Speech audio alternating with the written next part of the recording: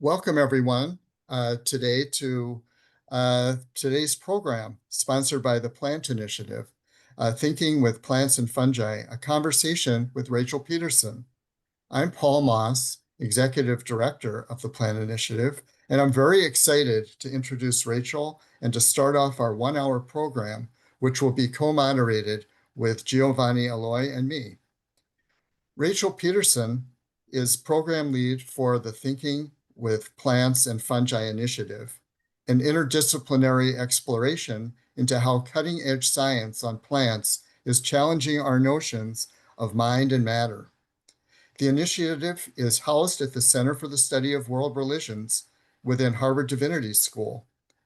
Rachael's research explores pantheism, the intersection of science and religion, and how we relate to the minds of more than human beings, especially plants. A creative writer and translator, her work has been published in Eon, The Sun, Harvard Divinity Bulletin, Tricycle Magazine, and elsewhere. Prior to graduate school, Rachael worked for a decade in environmental policy with expertise in climate mitigation, forest protection, and indigenous rights. She has served as senior advisor to the National Geographic Society and founding deputy director of Global Forest Watch at the World Resources Institute. She holds a BA in anthropology and environmental policy from Rice University and a Master of Divinity from Harvard Divinity School. You can learn more about Rachael at her personal website, rachaelnpeterson.com. Co-moderator Dr. Giovanni Aloy is an author, educator, and curator specializing in the representation of nature and the environment in art. He is the editor-in-chief of Antennae, the Journal of Nature in Visual Culture. Aloy is the author or editor of several books, among them Why Look at Plants, The Vegetal Emergence in Contemporary Art, and most recently, Botanical Revolutions, How Plants Change the Course of Art. Aloy has contributed to BBC Radio, PBS TV, worked at Whitechapel Art Gallery and Tate Galleries in London, and currently is USA correspondent for S Magazine. Giovanni's personal website is aloy.info. Giovanni is also a board member of the Plant Initiative. The program will start with a half-hour of conversation between Rachael, Giovanni, and me. For the remainder of the program, Rachael will be responding to questions posed by you, the attendees, that will be presented by Giovanni or me as selected from questions that are posted in the Zoom chat. So we encourage you to suggest a question for Rachael to discuss by posting it in the chat, which you can see at the bottom of your screen. This program is being recorded and will be posted online on the Plant Initiative's YouTube channel, and a link to the recording will be sent to everyone who registered. With that, I'm turning over the program to Giovanni. Thank you so much, Paul, and thank you all for being here. Thank you, Rachael, for spending an hour with us discussing the beautiful and very thought-provoking conference at Harvard. And I guess we might want to begin with a simple question related to your relationship with plants more in general. How have you come to think the way you do about plants, and what role do they play in your everyday life? Thank you so much for that beautiful question, Giovanni, and thank you, Paul, for that generous introduction. And thank you for everything you do with the Plant Initiative. It's so lovely to know that, we're part of a broader network of people who care about these topics. So it's an honor to be part of the programming that you convene through the initiative. That's a really big question. And as Paul alluded to in my bio, I've had kind of an unconventional path to this topic. As he mentioned, I'm currently program lead for the Thinking with Plants and Fungi initiative here at Harvard, and I completed my Master of Divinity here in May of last year before beginning this initiative as program lead. But previous to graduate school, I actually worked on the kind of applied side of things. So my background is in environmental policy, and straight out of college, I was a do-gooder, thought I was going to save the world, and devoted my life to conserving tropical forests. So I had the great privilege of working with nonprofits and advocacy groups in DC, working on tropical forest conservation. I got to do field work in Borneo and parts of Africa and the Amazon.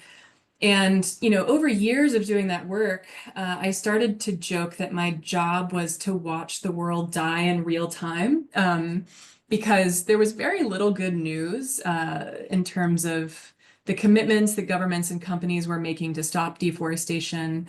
And I felt like I had a kind of front row seat to the destruction, but very little positive impact of the tremendous amount of work that me and my colleagues were doing. I also experienced a kind of cognitive dissonance in that work in DC.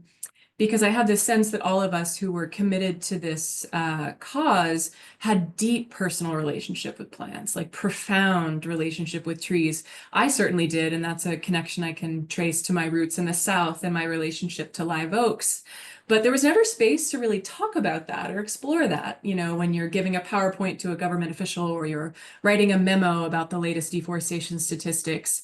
That kind of relational quality doesn't really have a space in that mode of discourse. And so, to be honest, what really led me to kind of go from a distance relationship with plants and that work to a more intimate relationship was burnout. As many people in the environmental field, especially here in the United States, experience just this profound sense of despair. And in this period of burnout and despair, I spent a lot of time with plants. And I began to really become curious about them as their own beings in their own right, with their own kind of sense of agency and intelligence.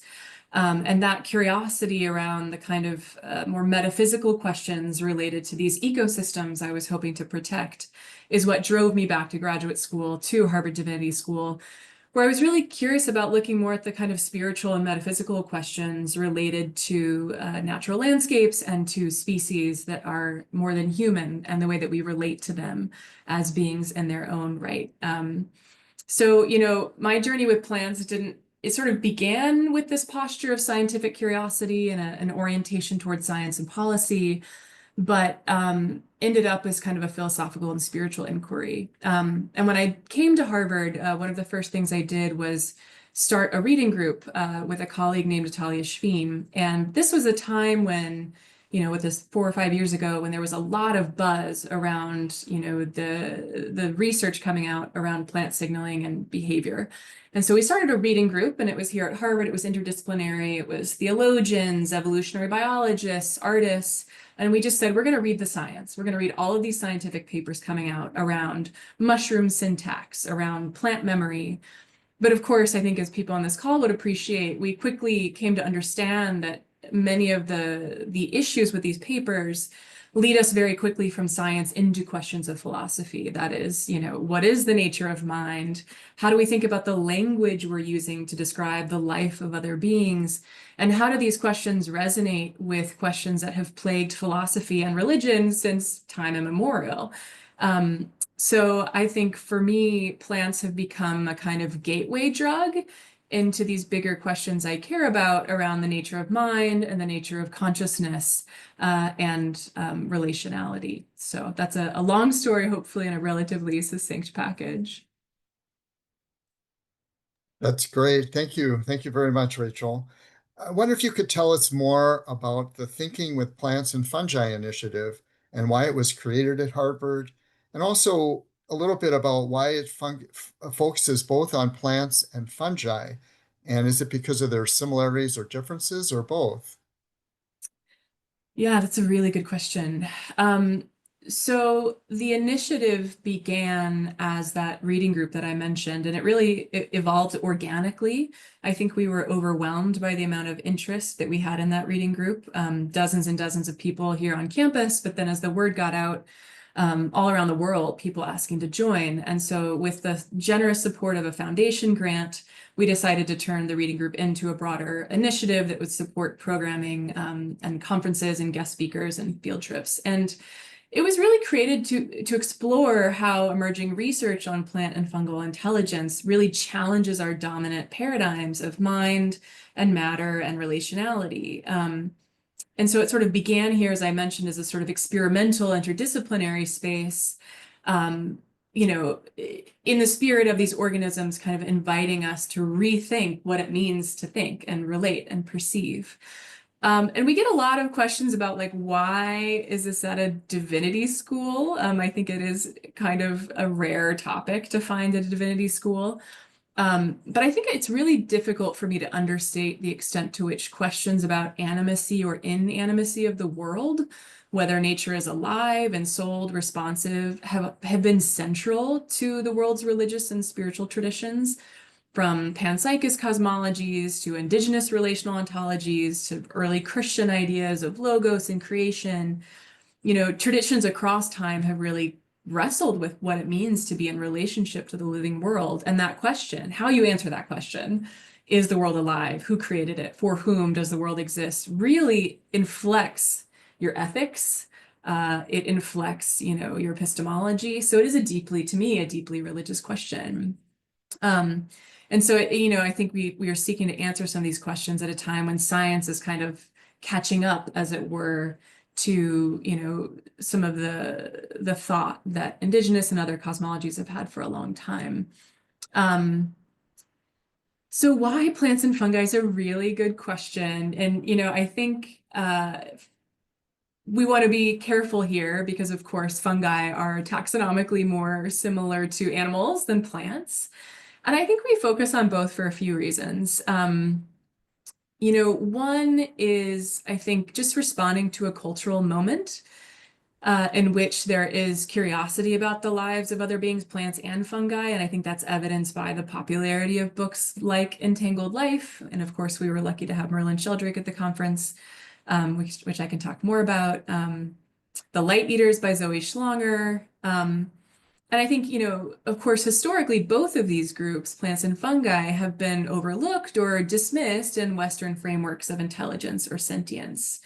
So I do think we want to attend to both their similarities as kind of marginalized beings, but also I'm increasingly curious about attending to their differences, and I'm not sure we've done that enough. But in attending to both of them, we can deconstruct our kind of anthropocentric or zoocentric assumptions.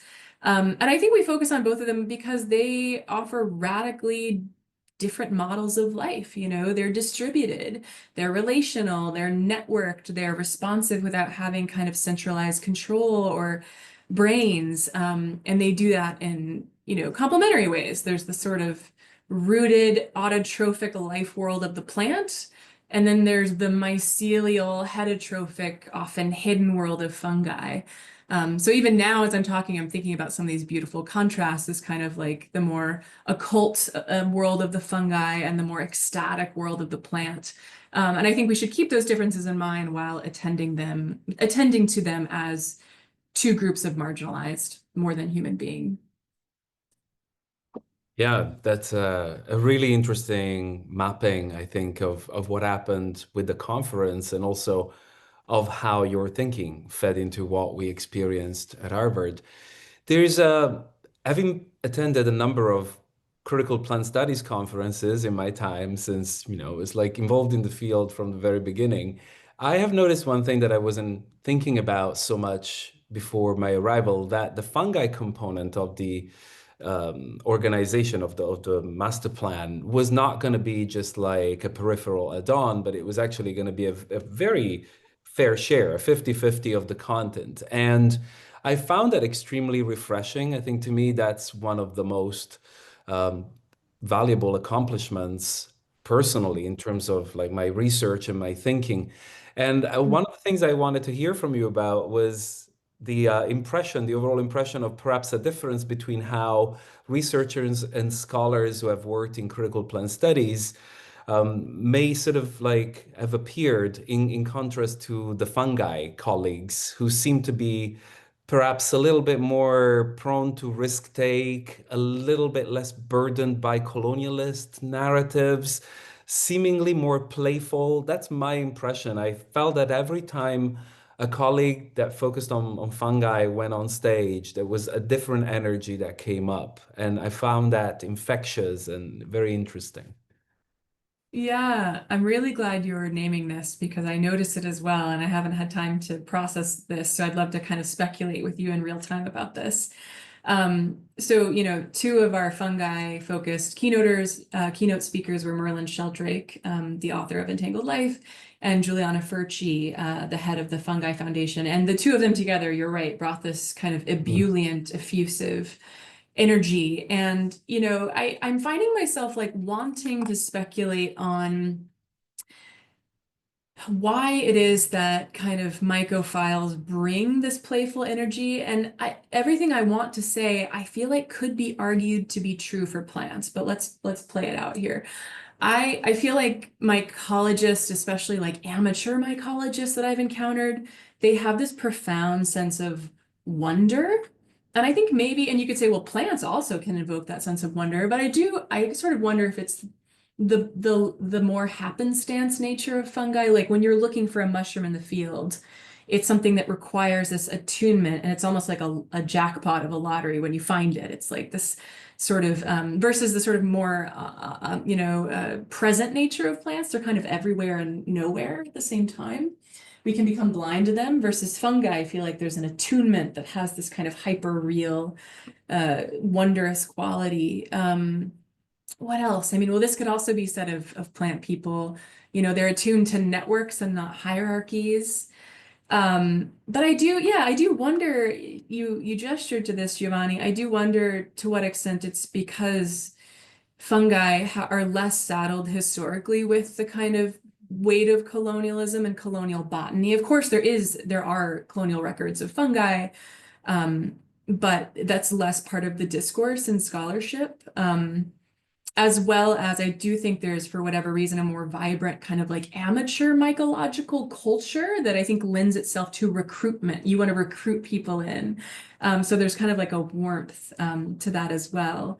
Does any of that resonate, or do you agree with any of this Yeah, speculation? Like what's, I think yeah. it's really, I think you're onto something. And I wonder too, and I don't mean that, of course, as a criticism to critical plant studies colleagues, but it seems like who's interested or who specializes in mycology cannot divorce the practice, like being in the Yes. field with fungi all the time, with the Yeah. writing and the thinking, while it is possible to decouple the theory of plants from the practice of being with plants. And I wonder if there's something there. There was certainly a passion, like you said, ebullient is a really good way to put it. There was really a bubbling of like passion and love for the subject matter that didn't seem to be hindered by like textual references and other thinking structures.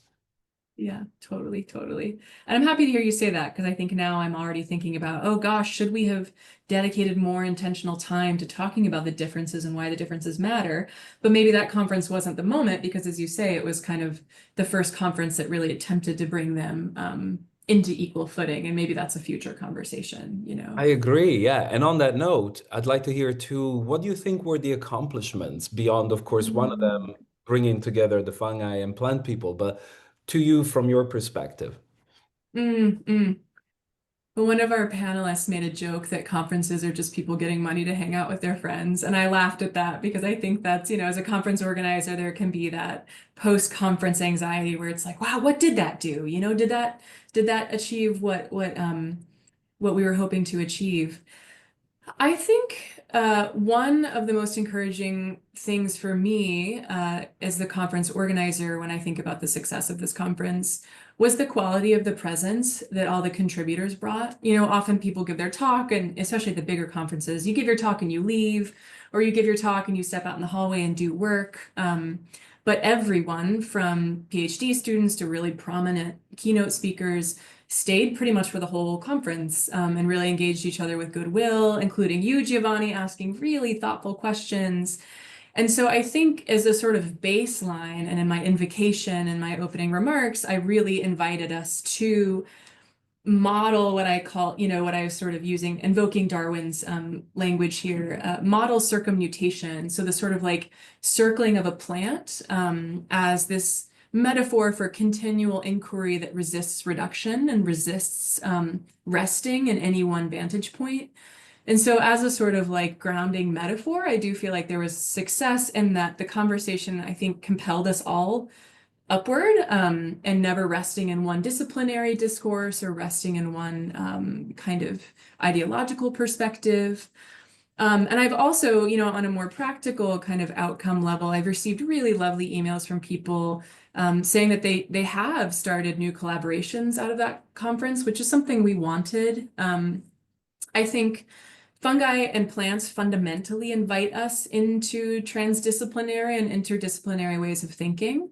But I think as any of us who are academics on this call know, that doing that is really hard. Like doing true interdisciplinary work is very hard. And so I was encouraged by the number of people who said there were collaborations coming out of this conference, and encouraged by, and feel free to challenge me on this, Giovanni, I think the conference was pitched, like the discourse was pitched in a way where people could have interdisciplinary conversations. Because if it goes too niche in a discipline, you can't speak outside of it. But if it's too shallow, then there's not the rigor or the depth required to get anywhere meaningful. So I think having a true kind of interdisciplinary conversation was something that I wanted, and I think happened to some degree over the 3 days. Thanks a lot. For those who are on the call that were not able to attend the conference, I understand that there were recordings from the conference. And when would people be able to access those, or how would they be able to access those so they could get a sense for what was a part of that conference? Yeah, absolutely. And for those of you who wanted to attend in person and couldn't make it or didn't get on the list, my apologies, and I really hope you're able to make the most of the resources we'll be posting. So we will be posting full recordings of the conference proceedings. They're being edited now, so likely the end of the month, by end of June, and those will be posted to our website. And I'll make sure Paul knows so he can also notify the network. And we're really excited to be publishing an edited volume. So we'll be publishing a conference anthology, a book, from this conference, which will have versions of the talks that everyone gave. It'll be beautiful. It's going to be designed by a lovely firm. And we are going to have both printed copies of that, as well as online digital copies available as well. So that's something that we can have all of you stay apprised of over the coming months. Great. Thanks. What are some of the next steps that you're seeing for the initiative, and how long does the initiative last that you're involved with? And just looking ahead, what kind of other things do you think might come out of that? Yeah, that's a really great question. So the initiative, as I mentioned, is supported by a foundation grant. And when we wrote the grant, we sort of framed it as a 18-month pilot period. So the initiative officially kind of closes in its current iteration here at the center at the end of this season, basically in September. We'll continue to work on the edited volume. Also, I am going to be starting a PhD here at Harvard.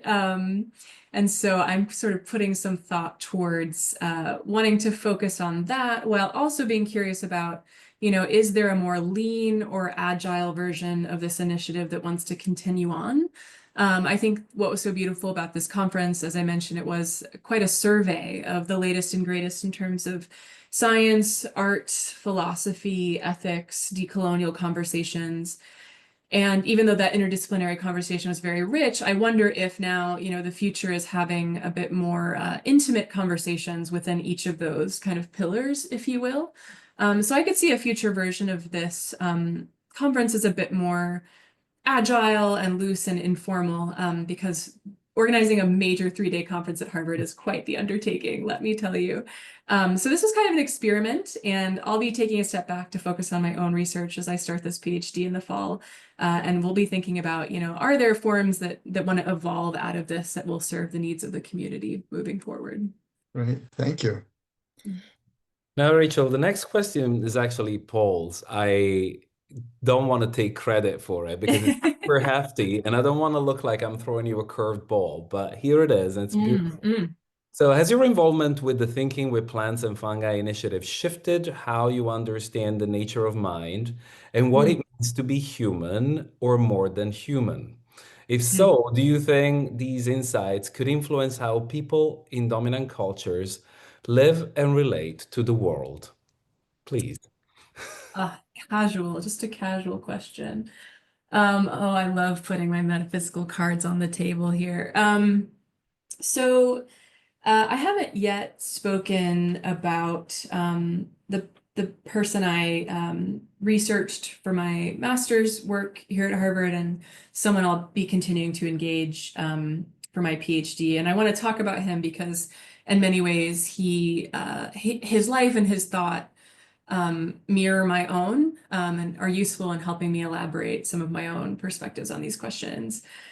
So yeah, I am the English language translator of a forgotten 19th century philosopher named Gustav Fechner, who some of you may have known because there's a chapter dedicated to him in the Tompkins and Bird's book, The Secret Life of Plants, although he was largely discarded by the Western philosophical tradition after he, very similar to me, had a sort of burnout breakdown. He was a scientist and he sort of became disillusioned with Western science. And then he had a nervous breakdown and lost his sight for 3 years, very dramatic. And one day he goes out into his garden in Leipzig and he takes off his blindfold and he claims that he had this sort of mystical moment where he saw the soul of a plant. And he goes on to write this beautiful book, which I've translated, called On the Soul Life of Plants, where he's sort of not totally abandoning science, but sort of marrying science with this sort of like inductive metaphysics to reason his way through the idea that pretty much all of matter is ensouled, that everything has a soul, and that mind and matter are two sides of the same coin. So put in kind of philosophical terms, we would call him a dual aspect monist. Monist meaning that all of reality is one substance. Dual aspect meaning that neither one is higher than the other. So it's not that there's like only matter in the end of the day, and matter like has a mind because of something that a nervous system is doing. Those are reductionists. So people today who say, oh, consciousness is this thing that the mind does through synapses, they're reductionists who are saying at the end of the day, it's all matter all the way down, right? Nor is he someone who's saying it's all mind, folks like Descartes, that tradition, the Cartesian tradition of saying, I think, therefore I am. At the end of the day, mind is this sort of transcendent thing that is superior to matter. So he's sort of splitting the difference, or he's splitting the middle of those and saying, actually, like matter is the sort of physical form of mind, and mind is the occult form of matter. And I would say for me, that like apprenticing to plants, and to your point, Giovanni, I think like really spending time with them, and watching their movements and their strangeness, like never losing sight of their strangeness and the way in which that strangeness is made physical, like through growth and through exploration, and watching how their very decision making, like where they put their leaves, where they put their roots, one could argue is the physical manifestation of mind. Like plants are decisions writ physical. And I think they are a really beautiful mascot for dual aspect monism, for saying, it's not that like mind is some special thing that is transcendent. It is the very, manifestation of matter. And I do have an MDiv, so I'll wean a little bit like ministerial here and say that one thing I've noticed when it comes to people who really take up this call to engage plants as intelligent or conscious is that you feel less alone. And I hate to like become all vibey about it, but I think about people like the biologist E.O. Wilson, who died a few years ago now, who said that it's not that we live in the Anthropocene, the age of man, the age of the human. He preferred the term eremocene, eremos coming from the Greek word for desert. Eremocene means the age of loneliness, right? And you could say, oh, we're lonely because species are dying. But I think we're also lonely because we've lost the sort of sensory and cognitive capacity to attend to the pluriform weirdness of other species. And so I think, the practice of apprenticing to alterity, which is a fancy way of saying like paying attention to weird beings and the possibility that they have a life that is as dynamic and interesting as your own, is in some ways a quite a calming thought, and it makes one feel less alone. So yeah, I think there is for me a kind of ministerial quality to this work of ushering people into a sense of wonder and attentiveness to the possibility that mind is not something that's happening between your ears, and it's certainly not something that's happening only with humans and a few animals, but it is animating the world writ large. And I think plants are the perfect gateway drug for that conversion. Thank you. Great. Thanks. Please start posting some questions in the chat, and we'll see how many we can get to in the next half hour. The first question was posted a while ago, and maybe we've already kind of talked about this to some extent, but it was posted by Jan, and she or he is asking, aren't atoms alive? Atoms alive. So this this is getting to, again, centuries old debates around what is alive. Of course, there were, ancient Greeks who thought that magnets were alive because you could look at a compass and a compass moved, right? And therefore, like that movement was indexed to some sort of life. And so, I think it was Thales, right? Who believed this. And so, there's ways in which how you construe the category of life will change the answer to that. So for him, when he saw magnets moving, movement was indexed to life, and thus rocks could be said to be alive, right? I think today, we've moved into through this kind of lineage of vitalism today into a different kind of construal of life, which is biotic, which is very much focused on biotic material. And I think the question then is like, how far down does that go? Does that aliveness of biotic material extend down to the very atoms? And I should say this question of like aliveness also extends to consciousness. So there are people who argue that consciousness is a fundamental property of all reality. These people call themselves panpsychists. I think the most famous contemporary panpsychist is Phil Goff. He's a philosopher who wrote the book Galileo's Error, which introduced panpsychism to the general public. And panpsychists have this problem, which is getting to your question. This problem philosophically is called the combination problem. So most people like to taunt panpsychists and they say, well, is this atom conscious like a human's conscious? Is this table conscious like Rachel is conscious? And they'll say, well, consciousness exists in some protean form in everything, including atoms, but it like adds up. It sort of combines, in someone like Rachel to create this advanced form of consciousness. I think that's kind of a hand-wavy answer and a difficult one, but there are some people like panpsychists who would say, yes, everything like at its very basic level, including atoms, is conscious. Life is a bit more of a fraught category, believe it or not.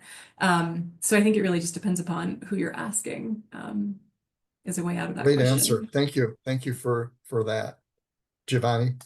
There's a couple of comments and questions about psychedelics and psychotropic substances, and they're not formulated questions as such, but just comments that I think might be interesting to explore further, especially in the context of consciousness, where I actually don't recall diving deeply into that subject at the conference. And obviously, there's only so much control or foresight when a program of that magnitude is like unfolds, like some areas will be overexposed, other will be tapped upon.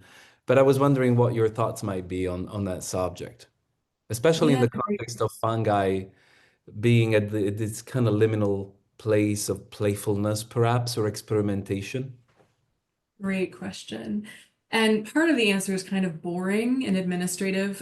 Part of the reason that the topic didn't feature heavily in the conference is because within the Center for the Study of World Religions at Harvard, we have a whole other program on psychedelics called Psychedelics and the Future of Religion, and they also do a very large conference. And so we sort of did a division of labor thing where we said, well, they sort of have psychedelics down, so we'll focus on other plants. Natalia Shveen, who I mentioned, was the co-founder of the reading group that we started. She's an herbalist, and she often has this refrain that I love, which is, all plants are talking to us, but some plants are screaming. And I think she and other herbalists sometimes get frustrated with how much real estate psychedelic plants and fungi have, because in their minds, we can have relationships with other plants, and other plants do alter our minds in more subtle ways, caffeine, tobacco.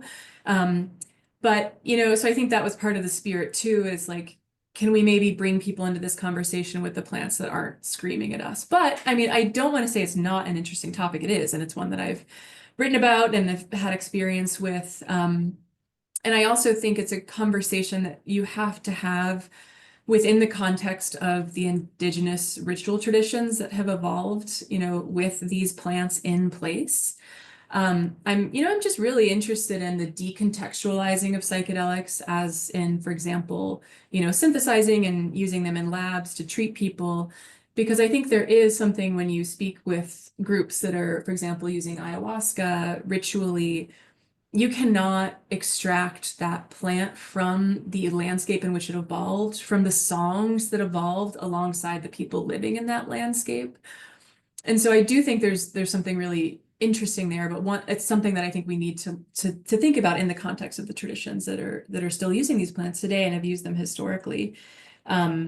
We had actually a scholar of ayahuasca come speak to us last year within our initiative. And one thing that really struck me, which he was talking about some Amazonian groups' use of ayahuasca.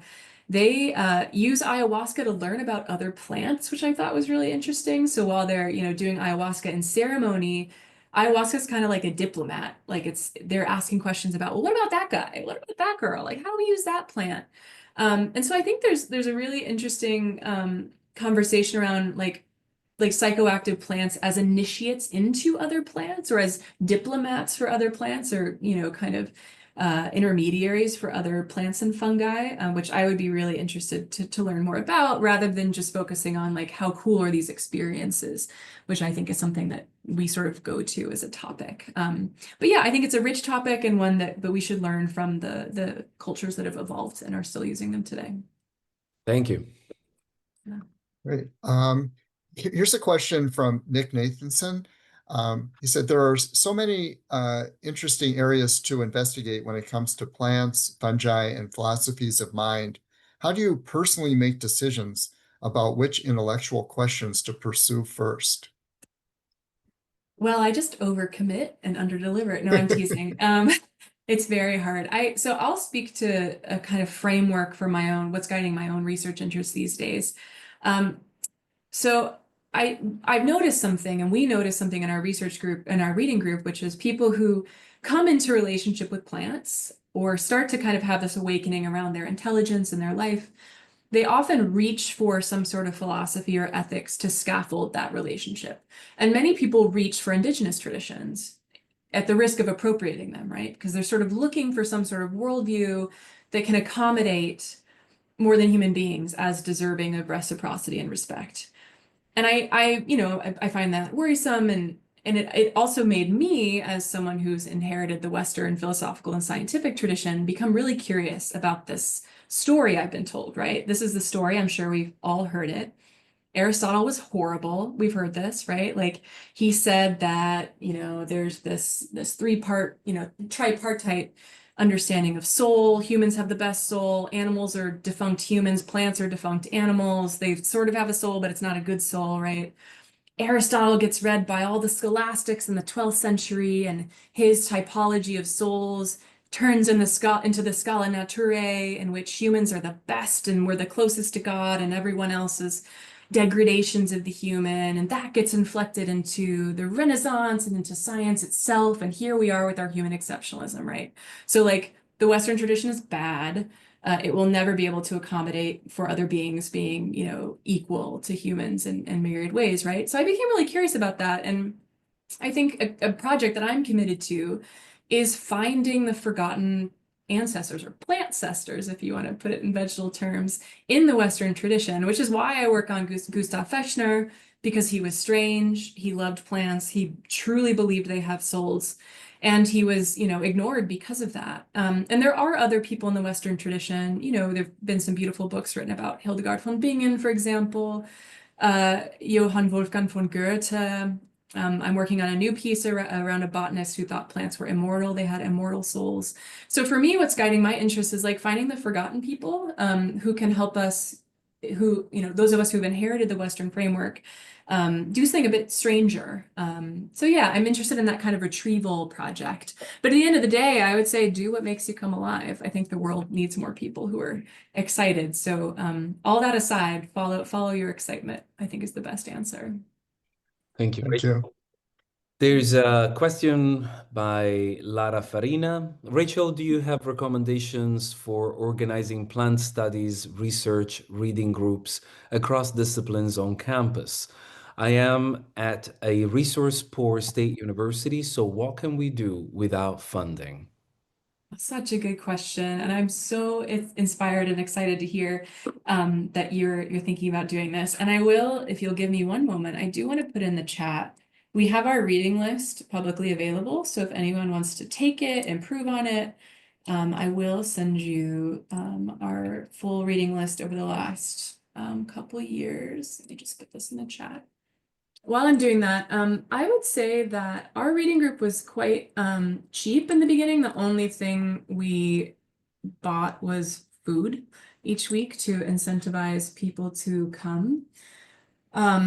So, I think there is a way to do it that is fairly, here we go, fairly resource thin in the beginning. I would say if you want it to be an interdisciplinary conversation, cycle through types of readings, pick an article or two, a scientific article or two, and have everyone read it together, including the humanists, including the social sciences people. So I'd say cycle through, genres and fields if you're interested in it being interdisciplinary. Another thing I'll say is that I feel like with reading groups, there's this perennial challenge of like more or less, like do you assign more reading or do you assign less reading? I have to say I'm a big fan of close reading together, especially in a reading group where people are coming of their own time and maybe they're not getting credit. So I would recommend, actually minimizing reading such that even if people come in the room together, maybe you have a paragraph pulled out that you all read together as a group in order to do close reading. So I would say fight the impulse to, over assign reading, and you'll actually probably attract more people if it's fewer assignments and actually maybe doing some reading groups together. The other thing I'd say is, capitalize on people in your community. We had some really amazing landscape architects and evolutionary biologists who we invited to kind of guest facilitate meetings, and I think that helps reinforce the interdisciplinary conversation and actually helps it feel like a community. And the final thing maybe I'll say is we always tried, and this is hard, we always tried to reserve the second half of the meeting or the second, or the final quarter of the meeting to kind of these lived questions, like how would our lives be different if we really entered into, this metaphysic that Emanuele Koch is describing. And sometimes that took us outside where we do like writing exercises, looking at a plant and things like that. So I would say it's a reading group, but the whole point of this conversation is for there to be something, at least for me, at stake in your life. So I would say, invite people into other modes of knowing, whether that's contemplative or creative. I think that really jazzes things up. And let me know how I can help. Yeah, feel free to reach out. I'm happy to talk more. Great. Thanks. Here's a question from Sheila and a little bit of a comment too. I graduated from a course in plant spirit medicine by Elliot Cowan, a Huichol shaman. I come from a different point of view, and I am really enjoying this talk. How does a natural scientific mystic fit in? A natural scientific mystic fit in. Yeah, I'm not sure what that means either. Yeah. Oh. I guess the tie with mysticism and shamanism in what you're saying. Natural scientific mystic. So here's the thing. Maybe I'll get into this question crabwise. By saying that a pet peeve I have as a scholar of religion interested in the intersection of science and religion is the way in which mystic gets hurled as a pejorative term to discredit scientists. We saw this extensively with the great Indian scientist Jagadish Chandra Bose. He was repeatedly called a mystic. Of course, Monica Gagliano is now being termed a mystic, and there's nothing worse than being a mystic, right? Because it means that you are not rational, or you're sort of disavowing a certain currency of knowledge and truth, which is ultimate truth, which is scientific truth. I would really like to do away with that dichotomy and do away with that pejorative term. And in terms of like where this fits in for me, like I am someone who believes in the multiplicity of ways of knowing, and I do believe there are certain features of reality that cannot be reduced through our current, scientific paradigm. But I still appreciate that scientific paradigm in its context and with its limits. And so I'm because I'm appreciating the question and appreciating the person who asked it. So I have a scientific point of view, but I have natural mystical experiences. Okay, well, so this is a whole rabbit hole. There are just so many different frames you could put on this, right? Like there are folks who think that mystical experiences are natural, that there are just certain features of bodily chemistry and neurobiology that prompt us to have these experiences. And that doesn't mean that they're any less valuable or any less divine or sacred, but they are kind of features of what it means to live in a body. And I think that, again, that's a kind of needle you can thread, but it's difficult when we live in a world that tells us that like matter is somehow bad or less divine. So I think it's really hard to hold that line where you say, well, maybe mystical ways of knowing are natural, but that doesn't mean they're any less divine. And actually one of my mentors, the scholar of religion, Jeffrey Kripal at Rice University, he uses the word supernatural, but he hyphenates it. And his point in doing that is by saying that supernatural things that happen in his mind, like things like entity sightings, that these things are actually natural because they are part of the physical structure of reality. So I think I'm understanding a little bit more maybe the direction of this question, this person's question. And yeah, there's certainly people who don't want to pit the mystical and the natural against one another. Yeah. Hopefully I answered that. Yeah. Yeah, no, I think you did. There's a question by Ansu John that's, I guess, to a certain degree related. Did witchcraft come up at the conference? Witches, if any European tradition, capture the sense of contingency and intentionality in the relationship between plants and human minds. Witchcraft understood plants to be potent in multiple ways, depending on context and capriciousness. Yes. Again, I'm having so much like organizers regret about all the different kind of topics we had to jettison. It was not an explicit topic at the conference. We did, for the month of April, have as a scholar in residence as part of our program, a scholar named Christina Oakley Harrington. I don't know if anyone on the call knows her. She is a scholar of esotericism, Western esotericism and magic and witchcraft. And she actually is also a practitioner. She operates an esoteric bookstore called Treadwell's in London, where they also sell and trade magical plants. So it's a thread that we've explored as an initiative, but certainly not part of the conference. And this also gets back to my previous point about kind of the sort of cartoon story we have about the West and the history of kind of Western philosophy and science being bad. To this person's point, I mean, there's a deep tradition in Western Europe of plant magic, of plant healing, and part of this scholar's work, Christina Oakley Harrington, she wrote a book called Treadwell's Book of Plant Magic, where she was going back through the archive and trying to resurrect some of these plant recipes and stories and folklore as an effort in her bookstore today in London to try to educate young Brits around this tradition of plant magic that exists, but many of them were never taught or was ignored. So that's definitely a rich tradition and something we didn't get to talk about at length in the conference.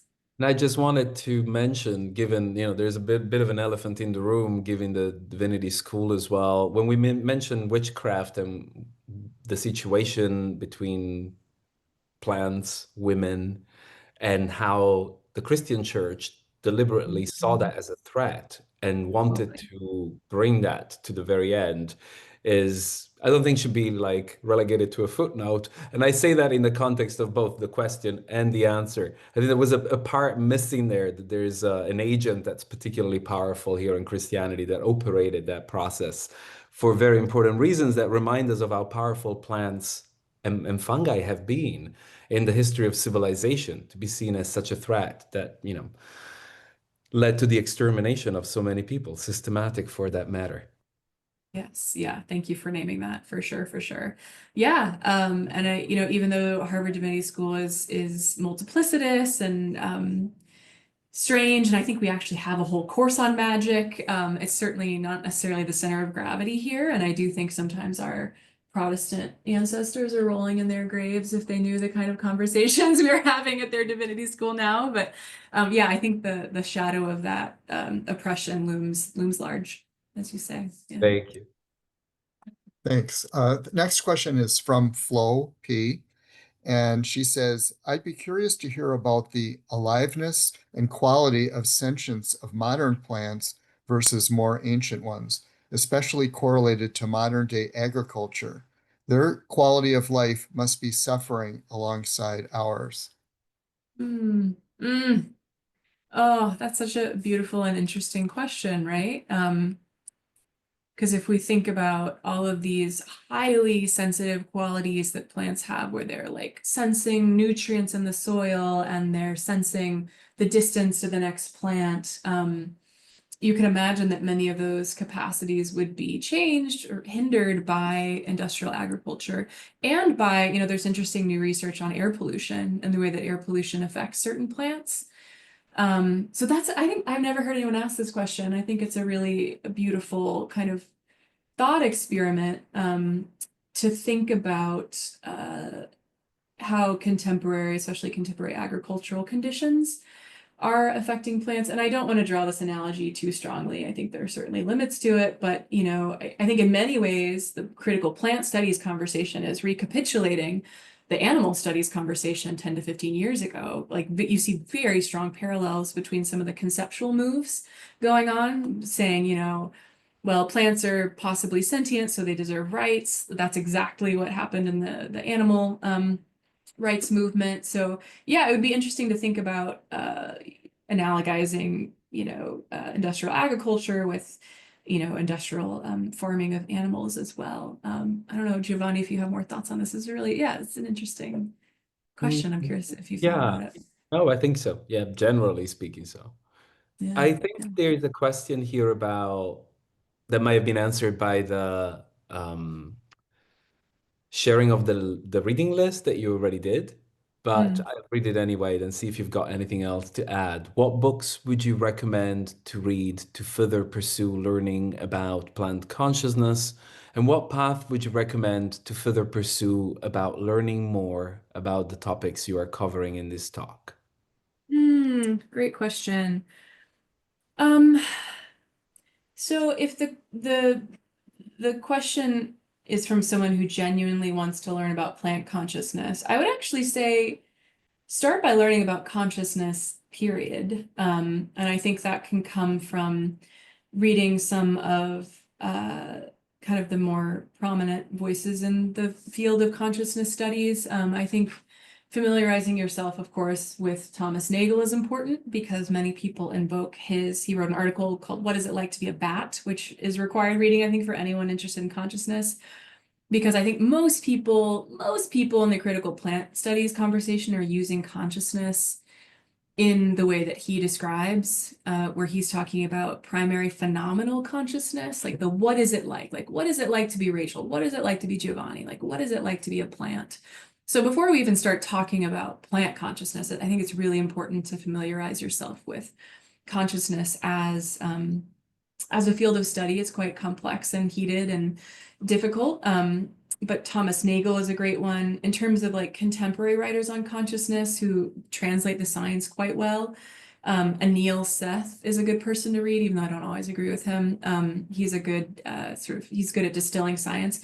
And the really good news is that Michael Pollan's next book, although who knows when it will be finished, is going to be a a primer and a history on consciousness. So I'm excited to see that book. He's been working on it for many years. But I think it's going to be a really important asset for anyone who wants to wade into this conversation.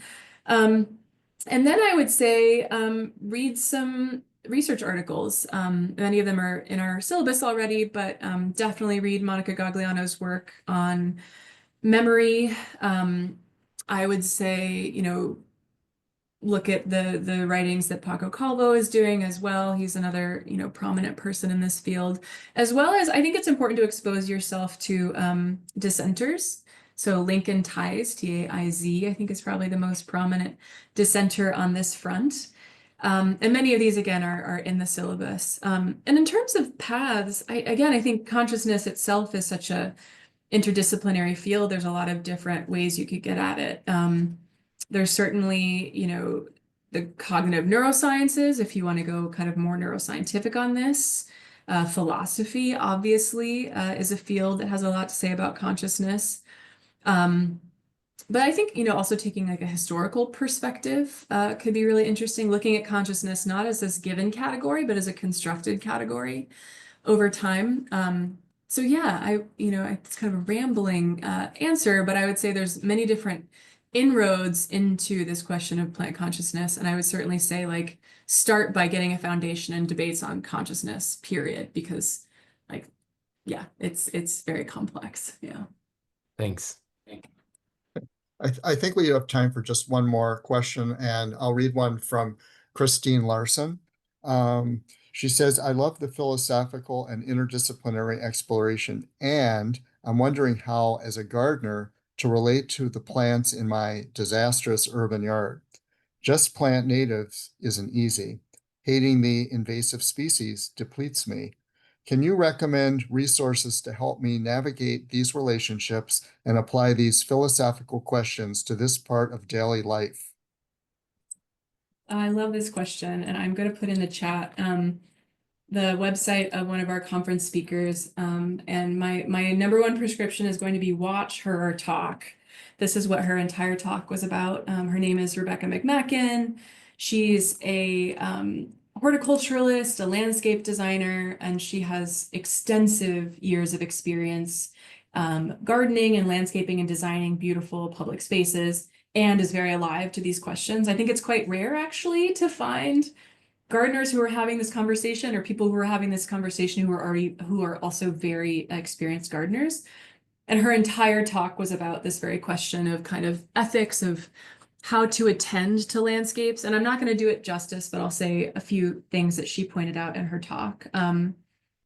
One is, you know, she pointed out how the discourse around native plants is sometimes unwittingly and sometimes wittingly recapitulating narratives of xenophobia and racism, right? And so she likes to use this frame of like being a steward of the relationships that evolve together in a landscape. So how can I think about a particular plant and a particular butterfly that have lived in this landscape for millennia? And my job is to ensure that that relationship can continue in some way.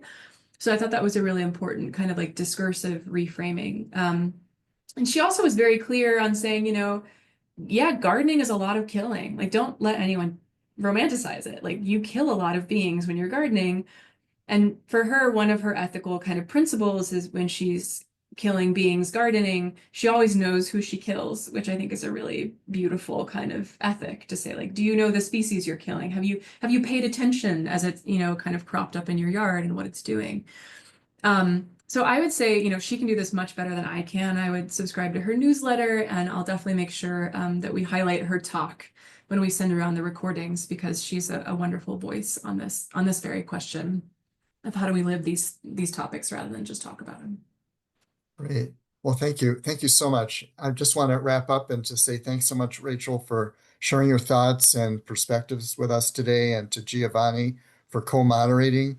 And thank you to the audience members for sharing your great questions. Unfortunately, we couldn't get to all of them.